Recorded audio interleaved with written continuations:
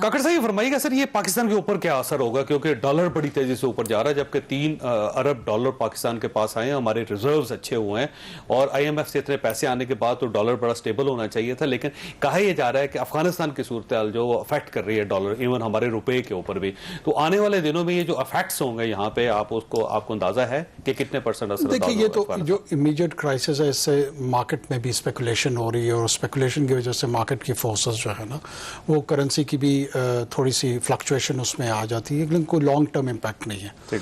जो long term में आना है, एक्चुअली 2 चैलेंजेस है। एक ये है कि हम तालिबान या कोई भी जो पॉलिटिकल डिस्पेंसेशन वहाँ पे हो, उसको एक जजमेंटल प्रिज्म के तहत देखें और अपने वैल्यू सिस्टम के तहत हम उसको नापने की कोशिश करें कि ये बेहतर है या बेहतर नहीं है। दूसरा प्रैग्मेटिक अप्रोच ये लें कि रियल पॉलिटिक में अगर उन्होंने टेरिटरी को कंट्रोल कर लिया है और डिफेक्टो हुकूमत वहाँ पे वो बन गई, जो कि कन्वर्ट हो जाए 6 महीने में, साल में डिजोर हुकूमत में, उसमें रीजन का क्या रिस्पांस होगा और जो ग्लोबल प्लेयर्स हैं उनका क्या रिस्पांस होगा। आज के वॉशिंगटन पोस्ट में एक ओपिनियन छपी हुई है कि क्या US, वहाँ ये सवाल अब उठना शुरू हो गया है कि वो तालिबान के साथ जो कि एनिमी था, उसमें वर्ड उसके लिए एडवर्सरी इस्तेमाल होना शुरू हो गया। एक ग्रेट कम हो गया, वो इंटेंसिटी कम हो गई है डिस्क्रिप्शन की उसकी। तो वहाँ पे अगर वो एनिमी से एडवर्सरी में आ गया और एडवर्सरी से वो न्यूट्रलिटी में जाएगा और न्यूट्रलिटी से हो सकता है फ्रेंडशिप की तरफ चला जाए।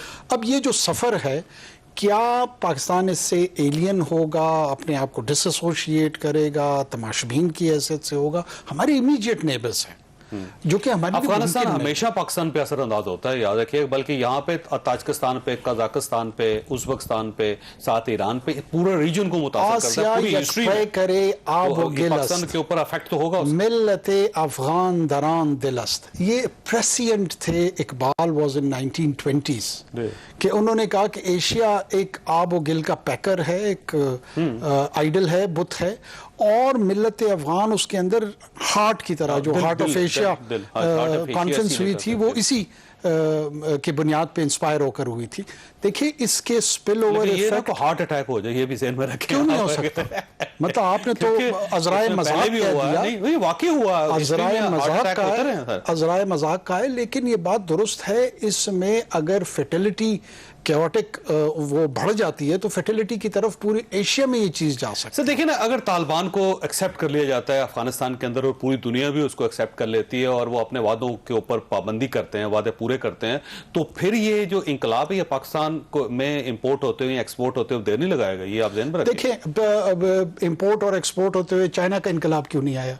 इंपोर्ट एक्सपोर्ट होते हुए ईरान का क्यों नहीं आया? आइडियोलॉजी मुख्तलिफ है ना, ईरान का क्यों नहीं आया? देखिए, यहाँ पे भी मजहब जो बहुत बड़ा फैक्टर है इस पूरे रीजन में। देखिए, यहाँ पे भी कोई तमाम का तमाम पाकिस्तान तालिबान के मजहब पे तो नहीं है। एक बड़ा सेक्शन ऑफ सोसाइटी है पाकिस्तान के अंदर, डाइवर्सिफिकेशन है, सेक्रेटेरियन डाइवर्सिफिकेशन है, एथनिक डाइवर्सिफिकेशन है, अभी वहाँ पर भी है, लेकिन वहाँ पर एक मेजॉरिटी ऑफ द पॉपुलेशन जो है ना, वो इस्लाम के एक मखसूस सेक्ट के साथ है, जो कि शायद पाकिस्तान में मेजॉरिटी है, लेकिन उसके बावजूद एब्सोल्यूट मेजॉरिटी में नहीं है। वहाँ पे एब्सोल्यूट मेजॉरिटी में है। ठीक है। एक बहुत बड़ा फर्क है। तो लिहाजा ये कि अब डरने की जरूरत नहीं, मैं ये नहीं कह रहा हूँ कि डरने की जरूरत। देखिए, डरने की जरूरत तो जब तालिबान पिछली बार आया था, आपको पता है कोयटा के अंदर जो हालात चेंज हो गए थे, पूरा पेशावर बदल गया था, पूरा खैबर पख्तूनख्वा बदल गया था सारा उसके बाद। देखिए, और जावेद साहब, एक तो ये तालिबान पाकिस्तान में स्टार्ट हो गई थी। देखिए, एक तो गवर्नेंस के मॉडल जो इस्लामिक फ़िलासफ़ी में आए हैं, वो मौदूदी साहब से लेकर बड़े बड़े फ़ुक़रा इसमें आए हैं, और एक उन्होंने अल्टरनेट गवर्नेंस मॉडल पे बात की है। तो इंटेलेक्चुअल रियलम में, एकेडेमिया में ये गुफ्तगू होती रहेगी, उसमें कोई कबात नहीं। ठीक, सही बात। लेकिन ऐसा नहीं है कि एकदम से जो है ना, यहाँ से लोग मार्च करते हुए कराची तक जो है ना वो टेक ओवर कर लेंगे और एक नई तर्ज हुकूमत शुरू हो जाएगी। मेरा नहीं ख्याल कि ऐसा। ठीक है। इशू ये है कि एक तरफ G7 है, ठीक है, वो उन्होंने अपना एक पूरा ब्लॉक बनाया अफगानिस्तान के ऊपर और उन्होंने कहा कि वेट एंड सी। दूसरी तरफ पाकिस्तान है, पाकिस्तान ने अब रीजन के अंदर एक्टिविटी शुरू की है। अब हमारा वजीर खारजा जो है वो इस वक्त ताजिकिस्तान गए, उज़्बेकिस्तान गया, वो कजाकिस्तान गए, टर्की में, वो ईरान में, वो इन सारे रीजन को जोड़ने की कोशिश करेंगे। प्राइम मिनिस्टर साहब का रब्ता प्यूटन के साथ हुआ है और अभी टेलीफोन पर उनकी बात भी हुई। चाइनीज़ के साथ भी हम एंगेज कर रहे हैं। तो ये इसका मतलब ये होगा कि G7 एक साइड पर होंगे और हमारा को ब्लॉक नया होगा। देखिए, ये इसे अब ब्लॉक न भी कहें तो कम से कम हम जो अफ़गानिस्तान के नेबर हैं, हम जो उस खित्ते में जो ममालिक वाक़ई हैं, वो उनकी जिम्मेदारी ज़्यादा बढ़ जाती है। यानी G7 तो अफ़गानिस्तान से बहुत दूर है, अमेरिकन तो बहुत दूर हैं, अगरचे वो नेटो की सूरत में यहाँ इन्वॉल्व ज़रूर रहे हैं, लेकिन अब ये जो अगली हुकूमत बनने वाली है उसको तस्लीम करना है या नहीं, उस वक्त तक अफ़गानिस्तान के हालात पे जो नज़र रखनी है, उसमें अगर खित्ते के ममालिक आपस में एक दूसरे को कंसल्ट करते रहें तो ये बहुत अच्छी बात है, ताकि जब वो मौका आए कि नई हुकूमत बन चुके और ये तय करना हो तो सब ममालिक की उसमें राय मिलती जुलती हो और कोई एक मुल्क सिंगल आउट ना हो जाए कि ये उनका सपोर्टर है और बाकी खित्ता जो है कहे कि नहीं, उन्हें तस्लीम नहीं करना। तो अगर आप कंसल्ट करते रहेंगे तो शायद पूरा रीजन उसको तस्लीम कर ले या रिजेक्ट कर ले, ऐसा हो। जी, रिजेक्ट करने का इम्कान इसलिए कम है कि अगर वो एक इंक्लूसिव हुकूमत बन जाती है जिसमें दूसरे स्टेक होल्डर्स भी शामिल हो जाते हैं, तो खित्ते के ममालिक के पास इसका जवाज नहीं रहेगा कि उस हुकूमत को तस्लीम किया या जाए। फिर ऐसा तो नहीं होगा कि सर कि हम अपना एक पूरा ब्लॉक बना के अफगानिस्तान को चाहेंगे कि हम उसको फोर्स कर सकें या वहाँ पे कोई किसी किस्म की मुदाखलत कर सकें, क्योंकि ज़ाहिर हमारे पास ताजिकिस्तान भी है, उज़्बेकिस्तान भी है, कज़ाकिस्तान भी है, ईरान भी है, चाइना भी है, रशिया के साथ भी हमारा राब्ता हो गया, तो हम प्रेशराइज कर सकें उनको। देखिए, एक मॉरल प्रेशर तो होगा, जाहिर है हम कोई मुदाखलत उसमें नहीं करेंगे, लेकिन एक मॉरल प्रेशर बहरहाल उन पे पहले भी है। जैसे पहले भी उन्हें कहा गया था कि आप किसी मुआहिदे के जरिए से काबुल पे काबिज होंगे तो आपको तस्लीम कर लिया जाएगा। अब बकौल उनके उन्हें मजबूरी में जल्दी आना पड़ा और काबुल में अफवाज अपनी चौकियां छोड़ गई थी और अशरफ गनी फरार हो गए थे, लेकिन उसके बाद भी वो कोशिश कर रहे हैं कि जो बाकी स्टेक होल्डर्स हैं उनसे बातचीत उनकी जारी है।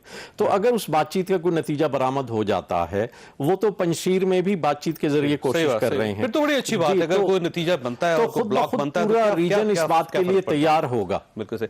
मैंने एक छोटी सी ब्रेक लेनी है। सुवेरा साहब, आपका बहुत बहुत शुक्रिया। छोटी सी ब्रेक के बाद दोबारा हाजिर होता है। प्रोग्राम में दोबारा खुश आमदीद। आयशा साहब, ये फरमाइए, जो टीटीपी का एलिमेंट है कि वो तालिबान ये भी कह रहे हैं कि हमारी सरजमीन किसी के खिलाफ इस्तेमाल नहीं होगी, पाकिस्तान को मुकम्मल इंश्योरेंस दिलवाई जा रही है, बार बार के फिक्र ना करें, टीटीपी जो है ना वो ऑपरेशन नहीं करेगी, लेकिन अभी भी वो नूर वली मसूद की तस्वीर आई है, उसने कहा कि मैं तो काबुल के अंदर बैठा हूँ और वहाँ पर सब लोग हैं, जश्न मना रहे हैं बाकायदा। तो अगर ये टीटीपी को कंट्रोल नहीं करते तालिबान तो फिर क्या बनेगा हमारा?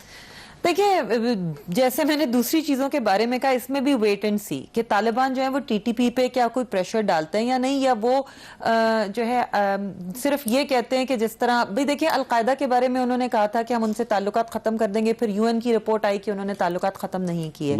अगर टीटीपी या टीटीपी के फाइटर्स उनके साथ लड़ते रहे हैं, उनके साथ मिशन में शामिल होते रहे हैं, तो वो कैसे अब जीतने के बाद उन्हें कहेंगे कि भाई अब हम चूंकि जीत गए हैं तो, और जेल से भी निकाला उनको, और जेल से भी उनको चरखी जेल से निकाल के उन सबको घर जाने दिया। तो मैं ये कह रही हूँ कि वेट एंड सी तालिबान क्या करते हैं। इट्स टू अर्ली टू, और ये कहना कि जी वो टीटीपी को जो है वो घर बिठा देंगे या पाकिस्तान के हवाले कर देंगे या उनको मुल्क से निकाल देंगे, मतलब इन लोगों के मतलब दहाइयों के ताल्लुकात हैं इन ग्रुप्स के आपस के, और इसको ओवरनाइट ये समझना कि ये खत्म हो जाएंगे, ये बड़ा मुश्किल है।